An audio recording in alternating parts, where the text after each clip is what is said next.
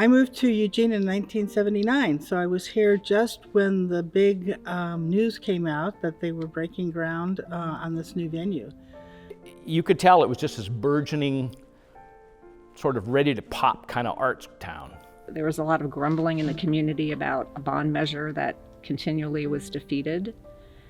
And the community was very concerned that perhaps this would be a waste of their tax dollars. So that was the beginning of hearing that there would be this new adventure in our community. Ed knew that this would have a huge impact on the community. And in order to accomplish it, that a good share of the population had to be involved in one way or another. Ed Smith was right. It did take the city many years and 2 failed bond elections before the people of Eugene voted to build a true performing arts center. When you walk into the lobby here at the Hult Center, you get a very special feeling. It's a beautiful, beautiful space. It's very posh in many ways, yet it's also very down home. It's very Eugene. Within these walls, so much magic has happened.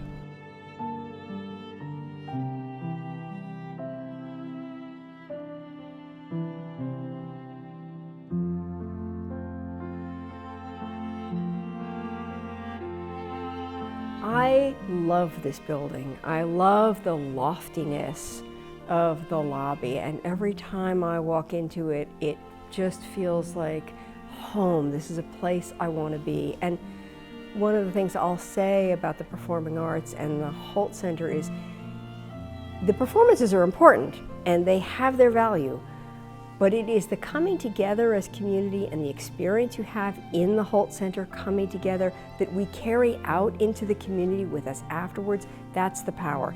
And this building creates that wonderful sense of sort of lofty, promising community life. It's the only center in the United States at the time of its construction that was built without state or federal funding. It was fully community funded. And so it was meant to be a place for everyone.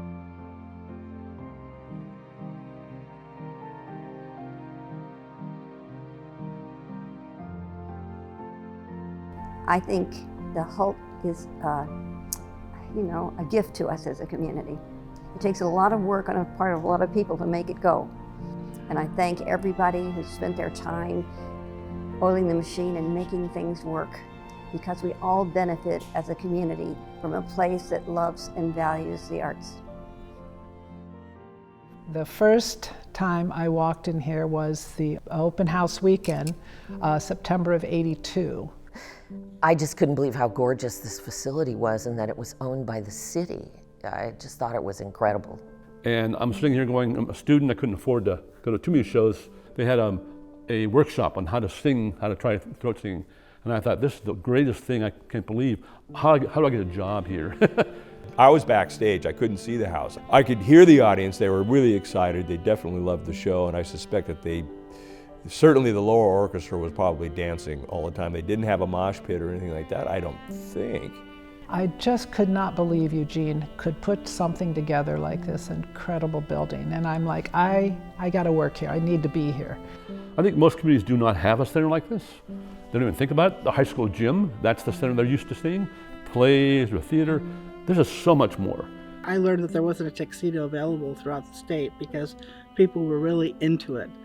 I talked to a ladies' high fashion store and they said they didn't have anything on the rack anymore. It was just an amazing time. To be backstage and to look out at the audience and actually to feel the joy of so many people in this space. It's just this space where you can forget everything for a while and be with the people you love and just go on an adventure together. The grand opening occurred on September 24th, 1982.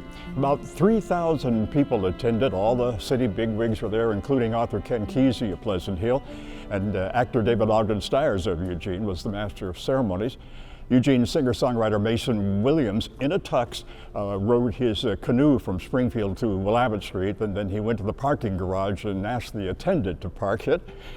At 8:30 p.m., the programs began in both halls, the Riverboat Ragtime Review in Soreng Theater and mezzo-soprano Marilyn Horn and Eugene Symphony in the Silva Concert Hall. Everybody went home raving about the Hult Center, including a number of critics from publications around the nation. As soon as the opening night ceremonies were over, I went around interviewing people and getting some last-minute comments, and then I raced back to the Register Guard to begin writing my story. Now, they were holding the presses for me, and they needed it as fast as they could get it, so I wrote the story on our brand new computers, and wouldn't you know it, the computer crashed. So there was no backup, so I had to rewrite it again with people pressing over me, getting it done now, get it done now. I have never read that story since. So I think what makes Eugene unique for the arts is the community support. It's all about the community support. The community through the city, having the Hult Center be a municipal building and having that city government support is incredible, and I think really lays a foundation for support of local arts organizations to thrive and take risks and be able to have that safety net and have this beautiful place to be able to perform and create new things. You know, to have a major performing arts facility in this size of a community is remarkable, it's spectacular. On the stage, you look out at this gorgeous, glorious hall with the basket weave ceiling and the sweep of the balconies, and it's just a glorious experience. It's not just a concert hall, it's not just a rock and roll venue, it has facilities that with compromise can work beautifully. And that's one thing that we learned early on to embrace. And if you've ever seen a big show there, you know that this is a great venue. The Eugene Symphony was founded in 1965 and led kind of a itinerant lifestyle for the first 17 years, playing in school auditoriums and churches around town until the magical day in September 1982 when the Hult Center opened, and the Eugene Symphony was actually the first group to perform in this beautiful place, and we've called it home ever since. So we came to Eugene in 1978, and we were taking over the Eugene School of Ballet at that time. And we hoped to also start a little performing group. We were definitely in the right place at the right time. Growing up in Eugene with your mom as a ballet teacher and producing plays in the backyard, I and my sister Ashley, who was also a really powerful voice in founding the company even when she was still in high school, we came to performances at the Hult Center. So we came to performances with our family, with our grandparents, and grew up just loving this space and the magic that happens here and live theater. And it was a dream almost from the beginning to be able to produce a performance here. The Hult Center is the resident company's home. I don't know where we'd be without them or where they'd be without us, but we're thrilled to welcome them in every season. We weren't just built for touring and national acts, we were built to enhance and bring forward the local talent that we have, and which is amazing. We are blessed in this community to have an enormous number of people who are engaged in the arts, who are talented, who are skillful, who are bringing their incredible talent, and they're willing to organize incredible performances in this center. And the Hult Center provides a place for those art performances, and it provides a very high level of venue. So they lift themselves up to match their performance to this venue. We know that Eugene is a stepping stone often for artists who really cut their teeth in the Hult Center in front of Eugene audiences and then go on to bigger and more prominent venues. So we are proud of the world-class performances we have here, and we're able to have those world-class performances because we have a world-class performance hall.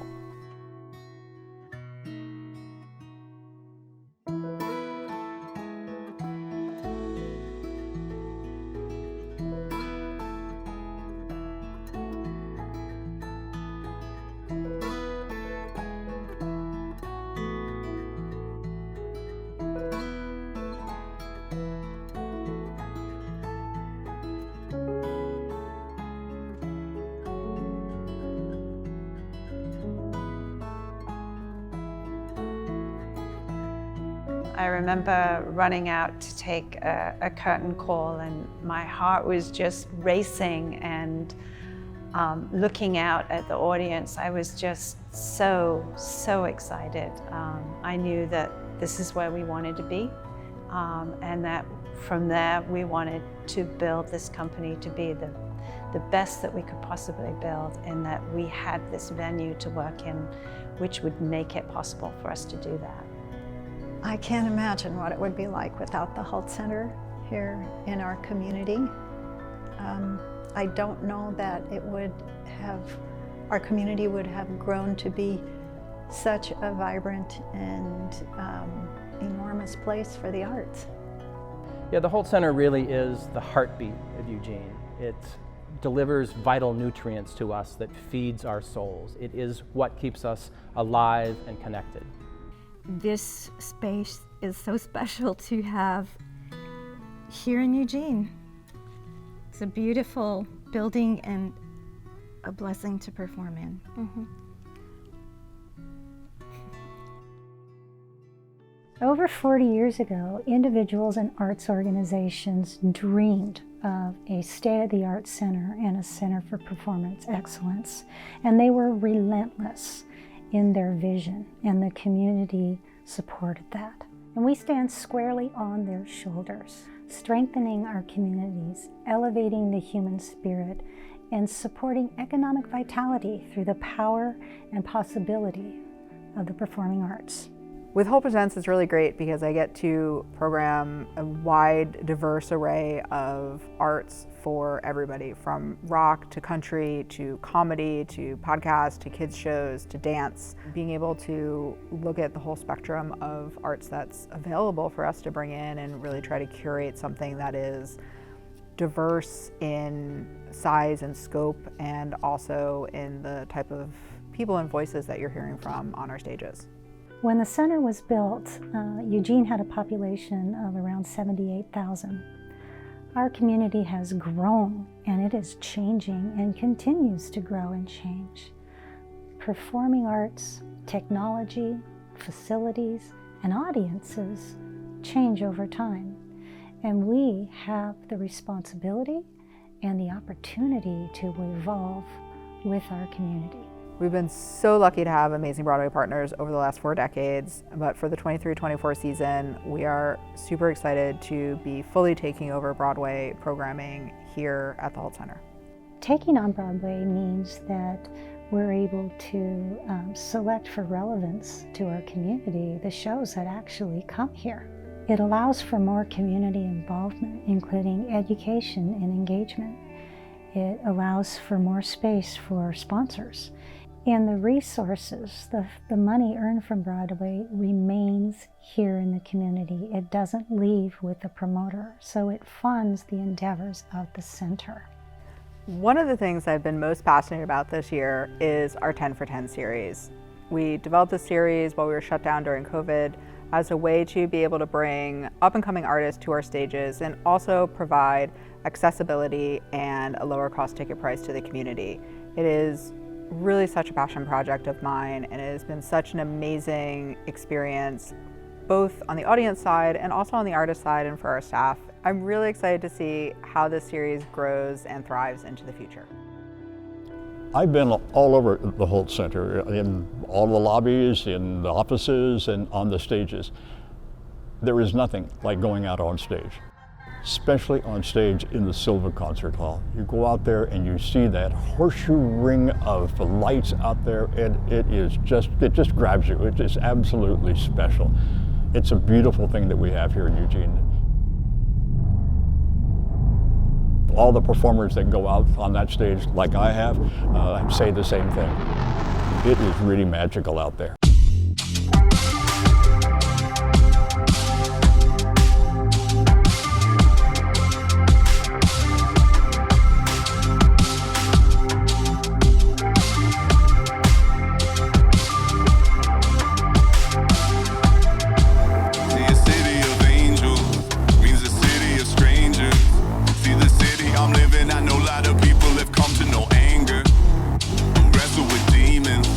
With their names and their meanings.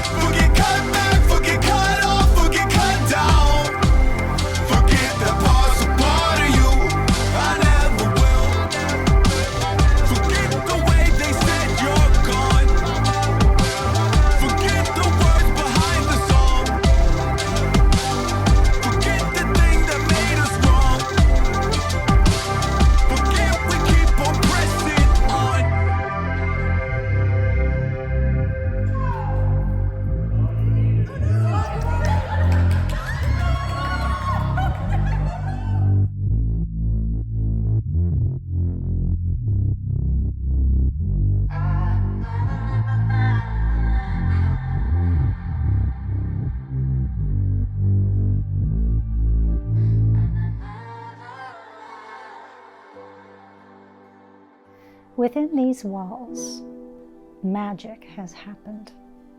Phenomenal performances, laughter, excitement, tears, beautiful memories. You've been with us for 40 years, and you ain't seen nothing yet.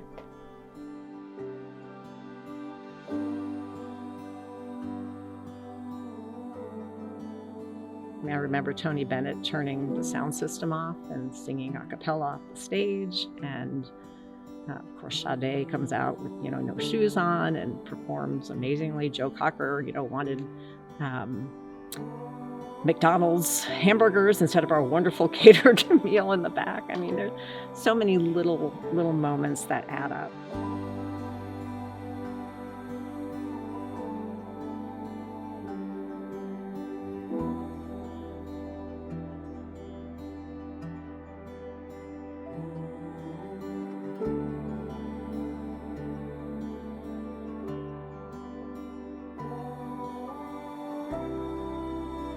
We remember being so excited by the Hult Center and what a fabulous facility it was.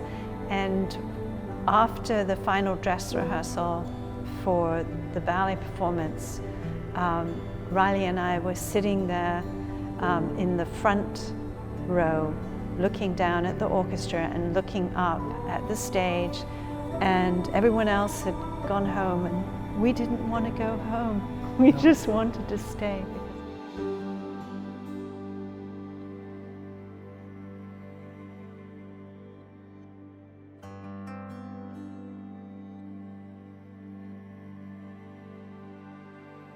I put a towel over my head and I walked out the stage door and got in the limousine. Meanwhile, Tom Jones scoots out and gets in the old Volkswagen bus. As I'm getting in the limousine, all these panties and bras and stuff kind of come in with me. And it's like, oh, jeez. And so they didn't know who I was, because I had a towel over my head. That was fun.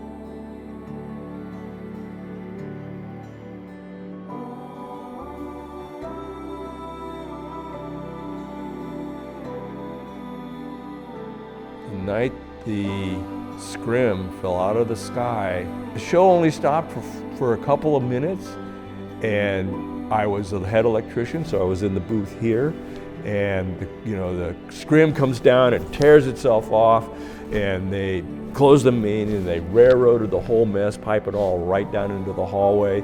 And I believe the lighting designer was David Sherman, and he came up to the booth and we rewrit all the lighting cues ahead of the current cue, so the show didn't stop. We kept on going, because it happened fairly early in the show. And it was amazing. I'm not a singer, I'm not a dancer, I'm not a performer, but I always thought if they asked, I should try. So the opera asked me to be in the Pirates of Penzance. And I was supposed to be Queen Victoria, which is not a singing role, it's more of a présence role, I guess. That was pretty fun. Climbing up a ladder in the dark on the stage where they told me to take off my glasses.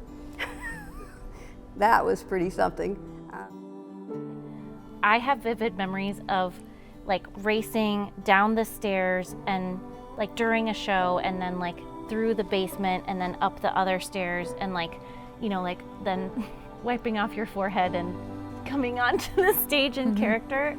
And once when I was doing that, Steve Martin was also walking through the hallway downstairs, and that was kind of fun. Okay. Took you out of the show a little bit, and then you come back into it. Katie Lang. Yeah, she sang a song to my wife and I, just to us. And we were in tears. One time, my theater company, Radio Redux, was getting ready to go on stage, backstage at the Soreng Theater, when we were suddenly joined by one of the performers from Whose Line Is It Anyway?, who was in the wrong hall and was ready to go out with us onto the stage. We thought that was great. Ella Fitzgerald was here, and as a student I got to interview her after the show, and she actually sang to me in the dressing room, so that's a favorite. And of course her show, because Ella's the queen. When I first moved to Eugene in 1991, I think one of the first performances we attended was Bob Dylan, I think was here in the Hult Center. And having a performing arts center was one of the reasons we wanted to move to Eugene. So it was this wonderful moment of going, we have moved into the right city. The lobby upstairs, there was a full-size horse painting. And this crazy guy stood and looked in the door at the horse, or out of the door, and all of a sudden he geared up and he ran to the horse and he tried to mount it. And of course he bounced back several feet because that's a concrete wall.